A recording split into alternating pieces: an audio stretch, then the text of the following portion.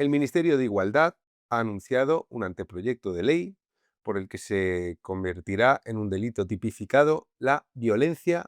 vicaria. Esto ya estaba en el Pacto de Estado contra la Violencia de Género que firmaron PP y PSOE juntos, aparte del resto de partidos, salvo Vox. Y ahora el Ministerio de Igualdad sale al paso de la polémica de las pulseras antimaltratadores que funcionaban de aquella manera, con el anuncio de este nuevo atentado contra la igualdad. En este caso, un atentado contra la igualdad de los niños asesinados por sus progenitores. Vamos a ver de qué va la cosa. Cuando comencé a utilizar la dinamita, yo también tenía fe en muchas cosas, en todas, pero he acabado creyendo solo en la dinamita. Bueno, el 13 de noviembre ya tengo fecha para la publicación de mi libro sobre todos estos asuntos, denuncias falsas, desigualdad de género y todos los intentos por revertir un problema como el maltrato de las mujeres, que ha generado otro problema de unas dimensiones descomunales, que es la discriminación penal de los varones, los procesos judiciales en los que se destruyen las posibilidades de un varón para ver a sus hijos, por ejemplo, y en el que también abordo el asunto de la alienación parental y la violencia vicaria. Bien, estos son dos conceptos que el feminismo institucional usa de manera totalmente torticera, totalmente artera, porque lo que había hasta hace unos años, hasta que hubo una reforma por la que se prohibió la alusión en juicios por parte de peritos, psicólogos, etcétera, por parte de forenses, también por parte de jueces, se prohibió la alusión a la alienación parental o cualquier otro sucedáneo. Lo que tenemos ahora es la violencia vicaria, que ocupa el mismo lugar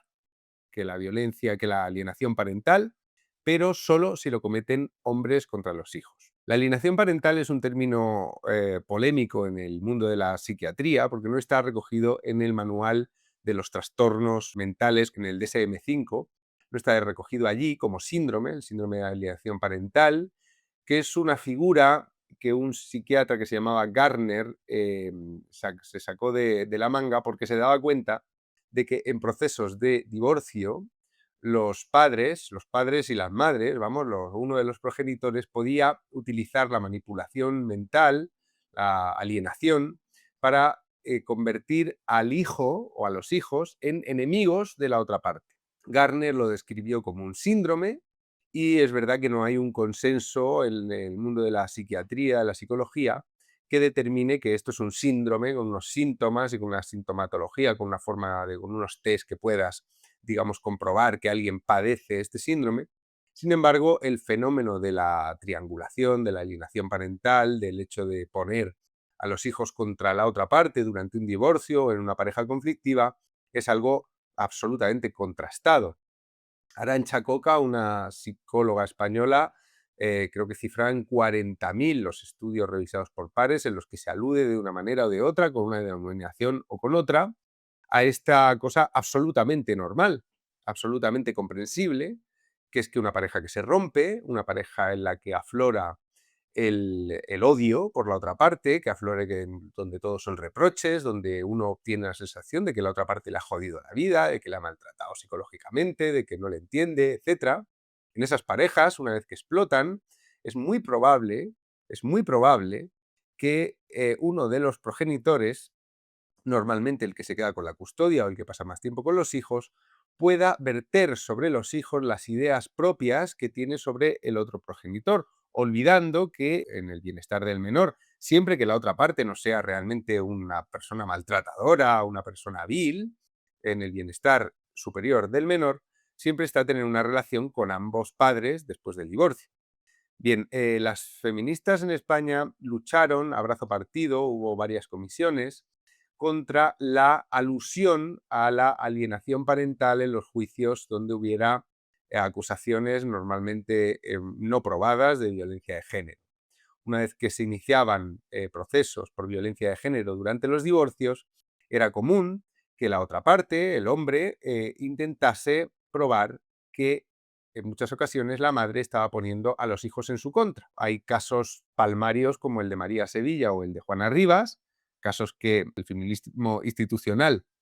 cogió como bandera y se dedicó a pasear por todos los medios de comunicación cuando era más que probable que lo que teníamos ahí era madres parasitarias, madres enfermas, madres malas, que utilizaban su propio rencor para poner a los hijos en contra de la otra parte. Es una forma en la que el maltrato que una mujer puede ejercer sobre un hombre se extiende más allá del divorcio. Consiguieron prohibir las alusiones a la alienación parental. Ha habido varias reformas legislativas que han ido destinadas a que esta figura, que se sigue utilizando, los peritos, los psicólogos, los jueces incluso, van buscando eufemismos, maneras de decirlo sin nombrarlo, de manera que eso que observan en el trabajo procesal, tanto en civil como en penal, con la violencia de género, o en civil con los divorcios, en juicios de familia, etcétera, para que eso que observan se pueda dejar escrito de alguna forma en las sentencias y tenga alguna clase de peso sobre ciertas decisiones normalmente relativas a la custodia. Bien, hay quejas por parte de, por ejemplo, Mujeres Juristas Temis, una organización bastante, en fin, sesgada hacia el feminismo más desabrido, lanzó un informe en el que se quejaban de que muchas veces se sigue aludiendo a este fenómeno natural, a este fenómeno social que por ley hemos prohibido, como si prohibiéramos mencionar que la Tierra gira alrededor del Sol y no al contrario. Bueno, pues hay quejas de organizaciones de juristas feministas y de feministas sin juristas que siguen diciendo que la alienación parental se sigue usando. Bien, en paralelo, y de hecho las mismas personas que participaron en una de las comisiones previas a la prohibición de la alienación parental, de la mención a la alienación parental, pues las mismas personas que estaban en una de esas comisiones crearon otra donde galvanizaron la figura de la violencia vicaria. La violencia vicaria sería la alienación parental sin la posibilidad de que sea la mujer la que la comete con los hijos. La violencia vicaria es la violencia que los padres ejercen sobre los hijos para hacer daño a las madres. Así lo describió otra psicóloga, en este caso argentina, Sonia Bácaro, sin un aval científico y sin hacer ningún tipo de mención a los parecidos razonables de esa figura de la alienación parental de la violencia vicaria con la alienación parental, sin hacer mención a esa sospechosa similitud en el que simplemente sesgamos el sexo de quien lo puede ejercer, cosa que no ocurría con la alienación parental, pues esta psicóloga, Sonia Bácaro, ha tenido una influencia brutal en nuestro ordenamiento jurídico hasta el punto de que ahora el Ministerio de Igualdad va a legislar para que la violencia vicaria sea considerada un delito. La violencia vicaria también se refiere al asesinato de los hijos por parte de los padres. Como si las madres no pudieran asesinar a los hijos para hacer daño al otro progenitor, al padre, como si no conociéramos casos de sobra en los que una mujer llega hasta el extremo de matar a sus propios hijos para hacer daño al padre, para dejarlos sin ellos, el síndrome de Medea de toda la vida, que tampoco está en el DSM-5, pero que es una figura histórica pues que se ha ido repitiendo siempre en los extremos, ¿no? No criminaliza esto en modo alguno a las mujeres, igual que no criminaliza a los hombres el hecho de que algunos, como José Bretón, maten a los hijos para destruir psicológicamente, mentalmente, espiritualmente a la madre. Esto no criminaliza a los hombres, no criminaliza a las mujeres, pero es algo que la gente malvada hace indistintamente del sexo. Bien, nuestros legisladores, nuestro Ministerio de Igualdad, y siempre hay que decir Ministerio de Igualdad de manera irónica, ha legislado para que solo pueda perseguirse, para que solo quede reflejado en el Código Penal el daño que los padres hacen a la madre, violencia de género, a través de los hijos. ¿Qué consiguen con la figura de la violencia vicaria? Que es, para mí, una de las más repulsivas que ha parido el feminismo institucional. ¿Qué consiguen con esto? Que los informes oficiales solo contabilicen los hijos asesinados por sus madres.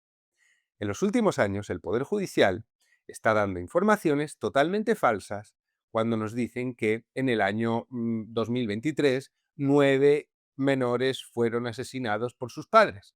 Nos dan esto como una cifra total, pero cuando vamos a investigaciones independientes como las que hace cada año la periodista, por cierto, de izquierdas y feminista Ana Sharife, descubrimos que el número de menores asesinados por sus padres, es decir, padres y madres, No son 9, puede ascender incluso a 30, a 35. No se recogen las madres que matan a los bebés recién nacidos, no se recogen tampoco las madres que matan a los hijos para hacer daño a los padres. Solo se recoge desde que tenemos el tropo de la violencia vicaria, los niños asesinados por sus padres. Es decir, a nuestro Estado inclusivo, a nuestro Estado que se preocupa por la infancia, parece que solo le preocupen los niños asesinados en función del sexo del agresor. Y esto, señoras y señores, es un crimen. Es un crimen estadístico por la mentira que un año tras otro vierten sobre la población, haciéndole creer que el número total de menores asesinados se corresponde solamente con el de menores asesinados por sus padres, y es un crimen porque supone una desprotección de los niños en situaciones donde es la madre la que los está alienando contra el padre y donde a veces esa madre, muy pocas ocasiones, por fortuna, claro, no quiero generar difundir un alarmismo, pero en ocasiones esa madre es tan perversa como para matar a sus propios hijos cuando, por ejemplo, la custodia, la decisión judicial de custodia se pone de pronto a favor del padre. Esto ha pasado en los últimos años suficientes veces. Ha pasado pocas veces, naturalmente. Pocos niños son asesinados por sus padres o por sus madres, igual que pocas mujeres son asesinadas cada año por sus parejas o exparejas. 50 al año, igual que pocos hombres son asesinados en nuestro país por sus parejas femeninas, unos 8, 10, 12, dependiendo del año. Bien, considerando que todo esto es un crimen abyecto y que es un crimen que por fortuna en una sociedad como la nuestra se da pocas veces, considerando que toda esta violencia intrafamiliar es algo que llega al desenlace del asesinato muy pocas veces, lo que está haciendo el Ministerio de Igualdad es decirnos y legislar en consonancia para que solo aquello que puede decirse con el relato de la narrativa de género que afecta a la mujer, es decir, solo lo que quede englobado en la violencia de género, va a tener una respuesta institucional. Todo lo demás van a ser excepciones, todo lo demás van a ser casos puntuales, casos particulares, solo se va a dar una narrativa a aquello que encaje con la ideología de género. Esto es muy grave, porque la vida de los menores no tiene más valor dependiendo del sexo de quien atente contra esa vida. Y lo que nos está diciendo el anteproyecto de ley, que ya justo después de la polémica de las pulseras el Ministerio de Igualdad se saca de la manga, es que si te mata tu madre, no nos importas. Y en eso estamos. En eso estamos. Voy a hacer una postdata porque en el anteproyecto de ley, este Ministerio de Igualdad tan absolutamente disparatado de Ana Redondo también ha incluido unas líneas, digamos, un intento, luego todo esto tendrán que intentar legislarlo y ya sabemos cómo tienen la mayoría parlamentaria, pero ojo, ojo, porque el Partido Popular suele apoyar las medidas del feminismo institucional que salen del PP, del PSOE o salen incluso de Sumar o de partidos a la izquierda. El PP la suele apoyar porque el PP no tiene discurso propio. El PP cree que si critica desde un punto de vista liberal, desde un punto de vista de los derechos de la igualdad, por ejemplo, ante la ley, cualquiera de las medidas disparatadas de derecho penal de autor, de criminalización identitaria del varón, de victimización identitaria de la mujer, si el PP cree que si critica desde el punto de vista liberal cualquiera de estas medidas absolutamente iliberales, perderá el voto femenino. Entonces, es posible que estas reformas, esto de la violencia vicaria y lo que os voy a contar a continuación, que tiene que ver con el libro de Luis G. Martín sobre José Bretón, termine aprobado por la falta de huevos del PP. Y digo falta de huevos no en un sentido de masculinismo, no en un sentido de que tienen que echarle cojones a la vida, sino en el sentido de la mera valentía política para decir, oigan ustedes, señoras, estas medidas atentan directamente no solo contra la igualdad, sino contra la seguridad de los menores en el caso de la violencia vicaria. La postdata es que, conscientes en el Partido Socialista de que todo lo que hagan tiene que tener una resonancia y aludir de alguna forma a algún caso particular que haya sido polémico o que haya generado, digamos, calor social, han añadido unas disposiciones para que libros como el de Luis G. Martín no se puedan volver a publicar. Es decir, para que asesinos de niños o encausados o condenados por lo que llaman obscenamente violencia vicaria, que es el filicidio de toda la vida, no puedan tener voz, es decir, van a intentar coartar la libertad de expresión no solo de los criminales convictos por esta clase de crímenes abyectos, sino de los autores, de los escritores, de los documentalistas que quieran utilizar el testimonio de estos seres abyectos para hacer un libro, una película, etcétera, pues van a coartar la libertad de expresión tirando de un caso polémico como el del libro de Luis G. Martín, El odio.